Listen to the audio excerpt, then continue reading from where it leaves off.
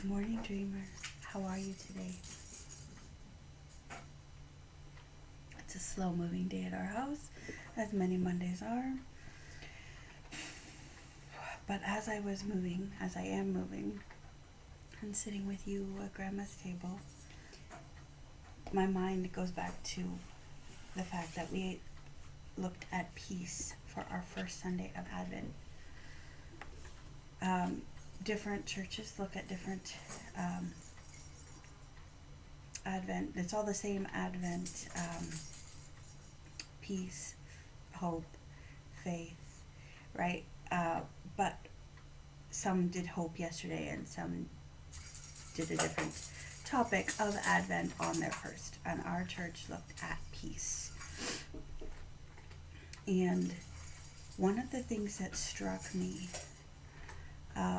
we were in Isaiah chapter 2, and it says, in the days to come, or in the final days, in the last days. There's a whole bunch of Christians out there saying we're in the last days, and Jesus is going to come back. Well, we've thought that since he left, right? So we could be another few thousand years before he comes back. But ultimately, we are in the second Advent.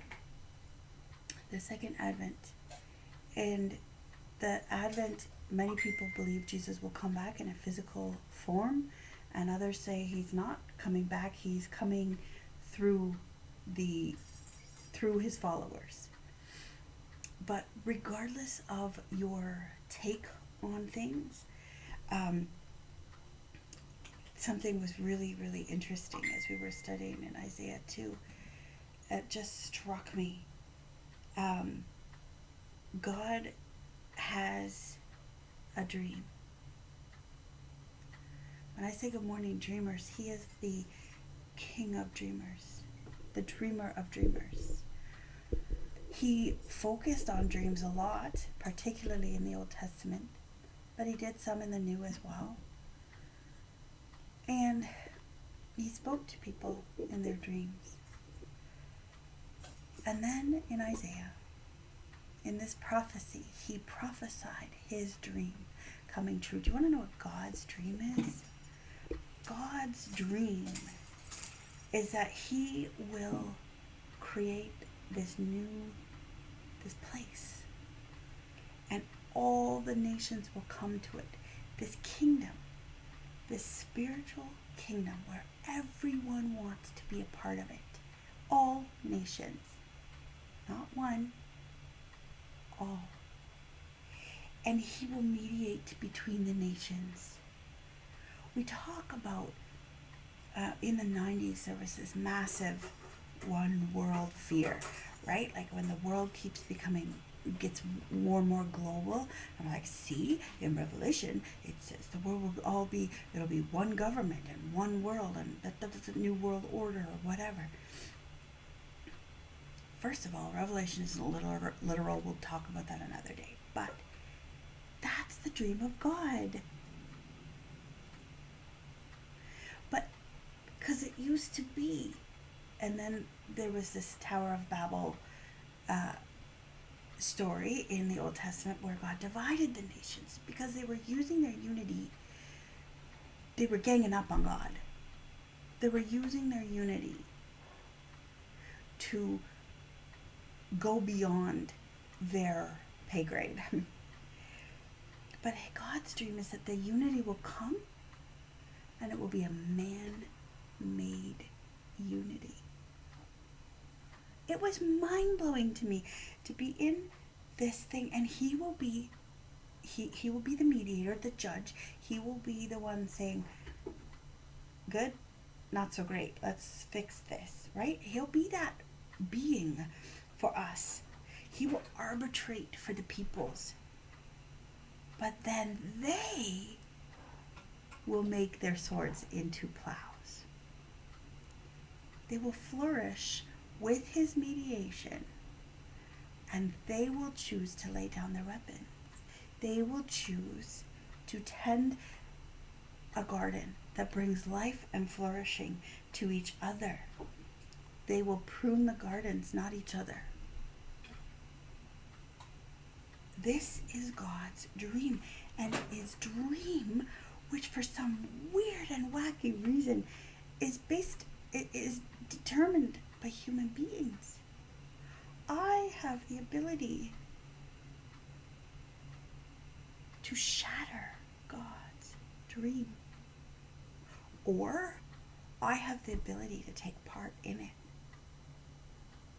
And our pastor challenged us to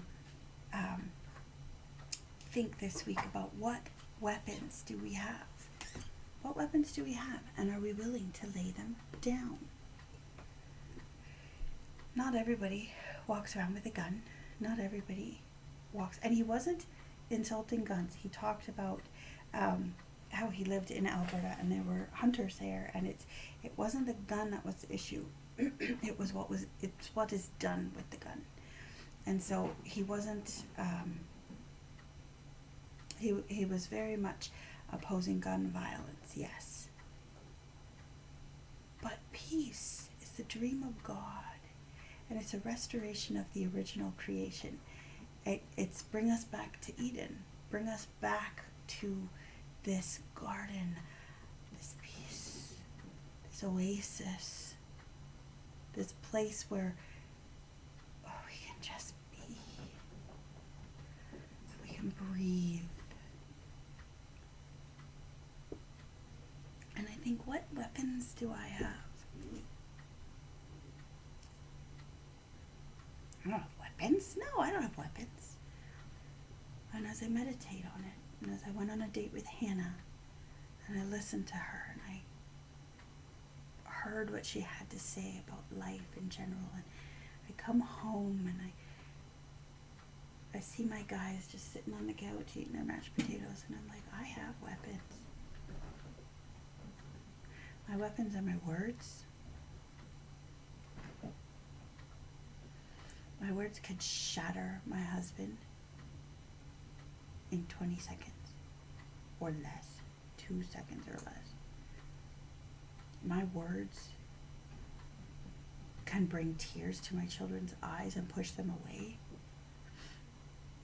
My words can condemn someone else and their theology because it's not quite what I think it should be,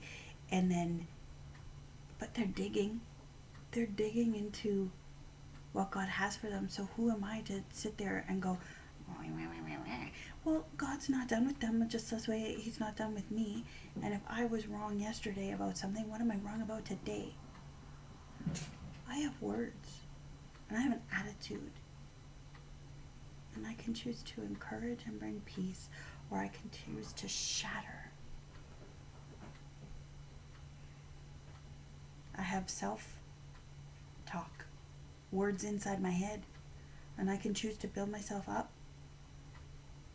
or I can choose to tear myself down.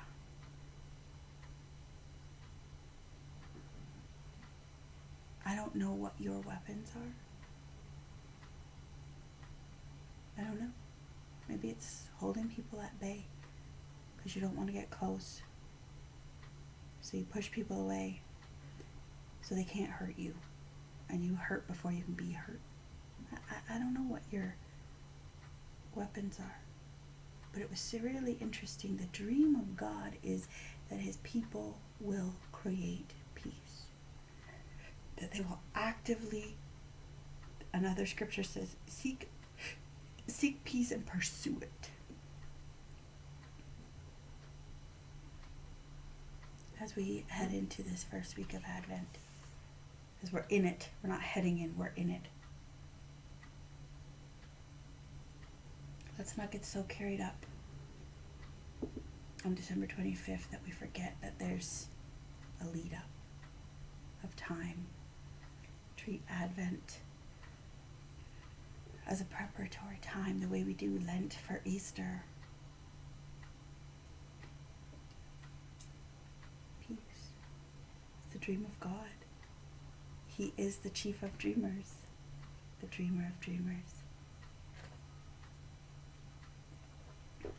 So dream about how you can lay down your weapons.